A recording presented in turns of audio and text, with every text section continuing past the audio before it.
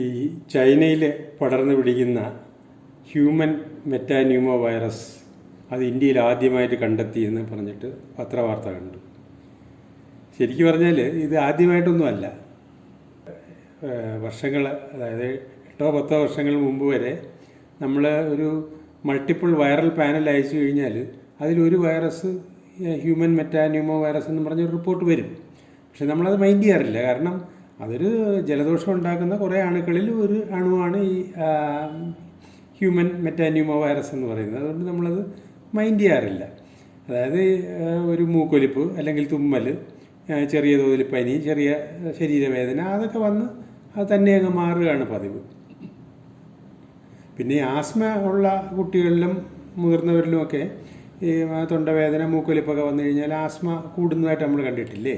അത് ഇതിനും വരാം. പിന്നെ വളരെ വളരെ അപൂർവമായിട്ട് ഈ പറഞ്ഞ മാതിരി തൊണ്ടവേദനയൊക്കെ വരുമ്പോൾ അപൂർവമായിട്ട് ഈ തൊണ്ടയിൽ നിന്ന് അണുക്കൾ താഴോട്ടിറങ്ങി ന്യൂമോണിയ വന്നുകൂടെ എന്ന് ചോദിച്ചാൽ വരാം. പക്ഷെ അതെല്ലാം എല്ലാ ജലദോഷത്തിനും വരാൻ സാധ്യതയുള്ള കാര്യം ഇതിനും വരുന്നു എന്ന് മാത്രമേ ഉള്ളൂ. അല്ലാതെ ഇതൊരു ഭീകര വൈറസ് എന്ന് പറയാൻ പറ്റില്ല. ശരിക്കും പറഞ്ഞാൽ ഇത് വന്നൊരു ജലദോഷം ഉണ്ടാക്കിയിട്ട് അതിൻ്റെ പാട്ടിന് പോകുന്ന ഒരു സൗമ്യനായ ഒരു വൈറസ് ആണ് എന്ന് വേണം പറയാൻ. അത്ര സൗമ്യനാണ്, സാധാരണ പോലെയൊക്കെ ഉള്ളൂ, ഇപ്പോൾ കൂടുതൽ പടരുന്നില്ല എന്നൊക്കെയാണെങ്കിൽ എന്തുകൊണ്ടാണ് ഇപ്പോൾ കൂടുതൽ ടെസ്റ്റുകൾ പോസിറ്റീവായിട്ട് വരുന്നത്?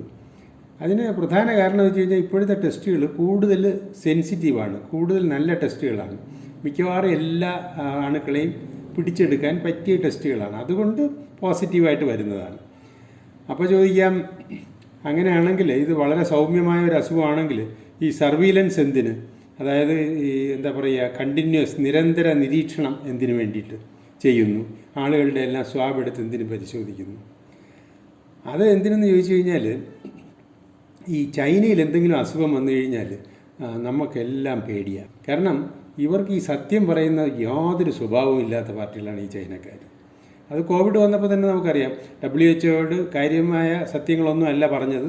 അതുകൊണ്ട് തന്നെ WHO തെറ്റായ കുറേ വിവരങ്ങളൊക്കെ പറഞ്ഞ്, ഈവൻ ഇത് കാര്യമായിട്ട് പടരില്ല എന്ന് വരെ WHO ആദ്യം പറഞ്ഞു.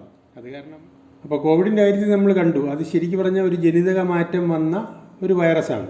അത് ചൈനക്കാർ മാറ്റിയതാവാനാണ് സാധ്യത. ട്രംപ് പറയുന്നതായിരിക്കണം അതിൻ്റെ ഒരു ശരി.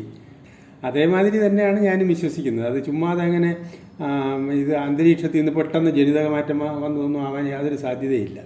അപ്പോൾ അതുകൊണ്ട് തന്നെ ഈ ഇപ്പോഴത്തെ ഈ വൈറസ് മെറ്റാന്യൂമോ വൈറസ് എന്ന് പറയുന്നവനെയും ഈ ചൈനക്കാരൻ എന്തെങ്കിലും ജനിതക മാറ്റം വരുത്തി വിടുന്നുണ്ടോ ഇല്ലയോ എന്നറിയാനാണ് നമ്മൾ ഈ സർവീലൻസ്, അതായത് നിരീക്ഷണം നടത്തുന്നത്. അപ്പോൾ അതായത് ഇപ്പം നിരീക്ഷണം എന്ന് പറഞ്ഞു കഴിഞ്ഞാൽ, ഇപ്പോൾ ഈ ജലദോഷം പോലുള്ള അസുഖമുള്ള കുട്ടികളുടെ തൊണ്ടയിൽ നിന്നും മൂക്കിൽ നിന്നും ഒക്കെ സ്രവം എടുത്ത് പരിശോധിക്കും. അപ്പോൾ അതിൽ ഇപ്പോൾ നമ്മൾ ബാംഗ്ലൂരിൽ കണ്ടെത്തിയ 2 കുട്ടികളെന്ന് പറയുന്നത് സാധാരണ ഉള്ള HMPV വൈറസ് തന്നെയാണ്. അത് ജനിതക മാറ്റം ഉള്ളതൊന്നും അല്ല. അപ്പോൾ നമ്മളിത് ചെയ്യുന്നത് എന്തിനാണ്? ഈ സാധാരണ ഈ ജലദോഷം മാത്രം വരുത്തുന്ന ഈ അണുവാണോ അതോ ഏതെങ്കിലും നമ്മുടെ ചൈനക്കാരൻ പടച്ചുവിട്ട സാധനമാണോ എന്നറിയാൻ വേണ്ടിയിട്ട് ചെയ്യുന്നു എന്നുള്ളതേ ഉള്ളൂ. അല്ലാതെ ഇത് ഒരു ഭീകരമായ ഒരു വൈറസ് അല്ല. ചൈനയിലും അങ്ങനെ ജനിതക മാറ്റം വന്ന വൈറസ് വന്നതായിട്ട് അവർ പറയുന്നില്ല. പിന്നെ ചൈന ആയതുകൊണ്ട് നമുക്ക് അത്ര ഒരു വിശ്വാസം ഇല്ലാത്തതുകൊണ്ട് നമ്മൾ ഈ ഒരു സർവീലൻസ്, അതായത് നിരീക്ഷണം നടത്തുന്നു എന്ന് മാത്രം. പിന്നെ ഈ ബാംഗ്ലൂരിൽ കണ്ടെത്തി എന്ന് പറഞ്ഞത് 2 കുട്ടികളാണ്, 1 വയസ്സിന് താഴെയുള്ള കുട്ടികളാണ്. അതായത് കുട്ടികൾ ജനിച്ചു കഴിഞ്ഞാൽ ആദ്യത്തെ ഒരു 2-3 മാസമൊക്കെ അമ്മയുടെ ശരീരത്തിൽ നിന്ന് കിട്ടിയ കുറേ പ്രതിരോധ സംവിധാനങ്ങളുണ്ടാവും. അപ്പോൾ അസുഖങ്ങൾ വരാൻ സാധ്യത കുറവാണ്. അപ്പോൾ ഇത് വരത്തില്ല. അതേസമയം അത് കഴിയുമ്പോൾ ഈ അസുഖം വരും. ഇങ്ങനെ ഒരു 2-3 തവണ വരുമ്പോൾ ഒരു 4-5 വയസ്സൊക്കെ ആകുമ്പോൾ ഈ മെറ്റാന്യൂമോ വൈറസ് 1-2 തവണയൊക്കെ വന്ന് കാണും എല്ലാവരിലും. അപ്പോൾ അത് കഴിഞ്ഞ് ഇത് ബാധിച്ചാൽ പോലും കാര്യമായ സീരിയസ് ആവാൻ സാധ്യതയില്ല. കാരണം നമുക്ക് കുറച്ചൊരു പ്രതിരോധം ആൾറെഡി നമുക്ക് ഉള്ളതുകൊണ്ട്. പിന്നെ ഈ പരിശോധിച്ചത് തന്നെ ഈ ഹ്യൂമൻ മെറ്റാന്യൂമോ വൈറസ് ആണെന്ന് സംശയിച്ച് പരിശോധിച്ചതൊന്നുമല്ല. ഈ ജലദോഷം അല്ലെങ്കിൽ ന്യൂമോണിയ ഉള്ള എല്ലാവർക്കും പരിശോധിക്കുന്നതിൻ്റെ കൂട്ടത്തിൽ ഇവരെയും പരിശോധിച്ചു എന്നുള്ളേ ഉള്ളൂ. അതിൽ 2 പേർക്ക് പോസിറ്റീവായിട്ട് വന്നു, അത്ര മാത്രമേ അതിനർത്ഥമുള്ളൂ കേട്ടോ. പിന്നെ ഇതിന് പ്രത്യേക ചികിത്സ വല്ലതും ഉണ്ടോ എന്ന് ചോദിച്ചാൽ പ്രത്യേക ചികിത്സയൊന്നുമില്ല. സാധാരണ ജലദോഷത്തിന് എന്താ ചികിത്സ? ആ ചികിത്സ തന്നെ ഇതിനും ചെയ്യാം. എങ്ങനെ പകരുന്നു എന്ന് ചോദിച്ചു കഴിഞ്ഞാൽ വായുവിൽ കൂടെയാണ്. നമ്മൾ തുമ്മുമ്പോൾ എല്ലാം വായു കൂടെ പകരും. പക്ഷേ ഈ തുമ്മുന്നത് ഉദാഹരണമായിട്ട് നമ്മളിങ്ങനെ വാ അടച്ചു വെച്ച് തുമ്മിയെന്ന് വെച്ചോ, അപ്പോൾ ഈ കയ്യിൽ ഇത് വരില്ലേ. അപ്പോൾ ഈ കൈ കൊണ്ട് നമ്മളൊരു ഫോൺ എടുക്കും, ഒരു ഡോറിൻ്റെ ഹാൻഡിൽ പിടിക്കും, കളിപ്പാട്ടം എടുക്കും, അപ്പോൾ അതിലൊക്കെ ഈ അണുക്കൾ വരാൻ സാധ്യതയുണ്ട്. അപ്പോൾ നമുക്കിത് വരാതിരിക്കാൻ എന്ത് ചെയ്യണം എന്ന് ചോദിച്ചു കഴിഞ്ഞാൽ, ഒന്ന് ഈ പറഞ്ഞ മാതിരി കൈ കഴുകുക എന്നുള്ളത്. സോപ്പും വെള്ളവും മതി, ഒരു 20 സെക്കൻഡെങ്കിലും സോപ്പും വെള്ളവും വെച്ചിട്ട് കൈ കഴുകാം. ഇതിന് ഈ വൈറസിന് മാത്രമല്ല, ശ്വാസകോശ അസുഖം വരുത്തുന്ന എല്ലാ വൈറസിനും ഇത് നല്ലത് തന്നെയാണ്. അപ്പോൾ ഇത് നമുക്കതൊരു ഹാബിറ്റാക്കുന്നത് എപ്പോഴും നല്ലതാണ്. പിന്നെ ഈ ജലദോഷം അല്ലെങ്കിൽ അങ്ങനെയുള്ള അസുഖങ്ങളുള്ളവരിൽ നിന്നും കുറച്ചൊരു ദൂരം പാലിക്കുക. പറ്റുമെങ്കിൽ മാസ്ക് ഇടുക, രണ്ടുപേരും, അസുഖം ബാധിച്ച ആളും ഇടുക, അസുഖം ബാധിച്ച ആളിൻ്റെ അടുത്ത് ഉള്ള ആളുകളും ഇടുക. അതിൽ പ്രധാനം എന്തെന്ന് പറഞ്ഞു കഴിഞ്ഞാൽ, ഈ ക്രൗഡഡ് പ്ലേസ് ഉണ്ടല്ലോ, ആളുകൾ കൂട്ടം കൂടുന്ന സ്ഥലം, അവിടെ എപ്പോഴും നമ്മൾ മാസ്ക് ഉപയോഗിക്കുന്നത് നല്ലതാണ്. കാരണം ഈ കൂട്ടത്തിൽ ആർക്കെങ്കിലുമൊക്കെ എന്തെങ്കിലുമൊക്കെ അസുഖം കാണും. ഈ അസുഖം എന്നല്ല, ഏതെങ്കിലുമൊക്കെ ചുമപനികൾ കാണും. അപ്പോൾ അത് നമുക്ക് കിട്ടാതിരിക്കുമല്ലോ.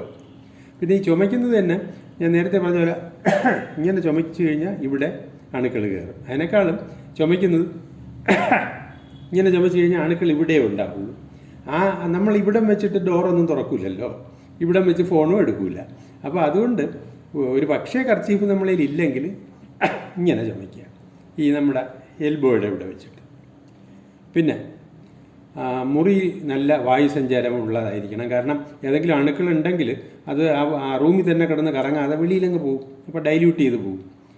പിന്നെ നമ്മുടെ മലയാളിയുടെ സ്വഭാവം ഉണ്ടല്ലോ, കാണുന്നിടത്തൊക്കെ തുപ്പുന്നത്, അതങ്ങ് നിർത്തുക. അതൊന്നും ഈ വൈറസിന് വേണ്ടിയല്ല, നമ്മുടെ ഒരു അസുഖങ്ങൾ മൊത്തമായിട്ട് കുറയാൻ വേണ്ടി ഉള്ള ഒരു സ്വഭാവമാണത്. പിന്നെ ഈ ഫുഡ് ഒരേ പാത്രത്തിൽ നിന്നൊക്കെ കഴിക്കുന്നത്, അത് അസുഖമുള്ളവരുമായിട്ട് ഷെയർ ചെയ്യാതിരിക്കുക. പിന്നെ സ്കൂളിൽ അസുഖമുള്ളപ്പോൾ സ്കൂളിൽ വിടാതിരിക്കുക. അതും ഒരു രക്ഷകർത്താവും പറഞ്ഞാൽ കേൾക്കാത്ത ഒരു സംഭവമാണത്. സ്കൂളിൽ വിടാതിരിക്കുക, മാസ്ക് കൊടുത്തയക്കുക. പിന്നെ ഈ തണുപ്പ് ഒഴിവാക്കുക. കോൾഡ് ക്ലൈമറ്റൊക്കെ ആയിരിക്കുമ്പോൾ ഇവിടെ എല്ലാം പുതപ്പിച്ച് തന്നെ കിടത്തുക. അതുപോലെ തന്നെ കോൾഡായിട്ടുള്ള ആഹാര സാധനങ്ങൾ, അതായത് ഐസ് സാധനങ്ങളും നമ്മുടെ ഈ തൊണ്ട തണുത്ത് കഴിഞ്ഞാൽ ഈ അണുക്കൾക്ക് അവിടെ നമ്മളെ ഉപദ്രവിക്കാൻ കൂടുതൽ എളുപ്പമാണ്. അതുകൊണ്ട് തണുപ്പ് കഴിയുന്നതും ഒഴിവാക്കാൻ ശ്രമിക്കുക. ന്യൂട്രീഷ്യസ് ആയിട്ടുള്ള, അതായത് പോഷകസമ്പന്നമായിട്ടുള്ള, പോഷകസമ്പന്നം എന്ന് വെച്ച് കഴിഞ്ഞാൽ നമ്മൾ സാധാരണ കഴിക്കുന്ന ആഹാരം അത് കൃത്യമായിട്ട് കഴിക്കുക. അങ്ങനെ, കാരണം നമ്മുടെ ആരോഗ്യം ശരിയായിരുന്നു കഴിഞ്ഞാൽ ഈ അസുഖങ്ങളൊന്നും നമ്മളെ ഉപദ്രവിക്കില്ല. പിന്നെ ഈ ചൈനക്കാരെ എന്തെങ്കിലും പുതിയതായിട്ട് പടച്ചു വിടുന്നുണ്ടോ ഇല്ലയോ എന്നറിയാനായിട്ട് സർക്കാർ ഈ പറഞ്ഞ മാതിരി ഒരു നിരന്തര നിരീക്ഷണം നടത്തുന്നുണ്ട്. അപ്പോൾ അതിൽ കൂടെ എന്തെങ്കിലും ഇതിന് വല്ല ജനിതക മാറ്റം വന്നിട്ടുണ്ടെങ്കിൽ നമുക്ക് അറിയാനും പറ്റും. ഇത്രയൊക്കെ എനിക്ക് ഇതിനെപ്പറ്റി പറയാനുള്ളൂ. Thank you.